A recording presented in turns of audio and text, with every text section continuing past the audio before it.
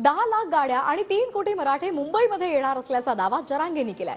मनोज जरांगे मुंबईमध्ये उपोषण करण्यावर ठाम आहेत, तर मराठा आरक्षण देण्यासाठी सरकार पूर्ण शक्तीने काम करतंय असं फडणवीसांनी म्हटलेलं आहे। सरकारची सकारात्मकता बघता मनोज जरांगेंनी उपोषणाचा निर्णय घेऊ नये असं आवाहनही फडणवीसांनी जरांगेंना केलेलं आहे। मराठ्यांना आरक्षण पण मराठ्यांनाच मिळून द्यायचं स्वतःला, त्यामुळे शेतीचं नुकसान नाही झालं पाहिजे आणि इकडे मराठ्यांच्या आरक्षणाचं नुकसान नाही झालं पाहिजे। इकडचे पण कामं उरकायचे आणि तिकडे मुंबईला सुद्धा झुंज द्यायला जायचं आणि आरक्षण मिळवून यायचे, यासाठी आमची तयारी पूर्ण झाली। 10 लाख गाड्या येण्याची शक्यता आहे सोबत, कारण तितकं साहित्य लागणार आहे, तितक्या वस्तू लागणार आहे ज्याच्या त्याला, आणि 3 करोडच्या आसपास 100% मराठा याच्यात सहभागी होणार। शिंदे समितीचा दुसरा अहवाल आलाय, तिसरा अहवाल देखील अपेक्षित आहे की ज्याच्यामध्ये मोठ्या प्रमाणात निजामकालीन एंट्रीज या हैदराबादवरनं त्या ठिकाणी आम्ही प्राप्त करून घेतो आहोत।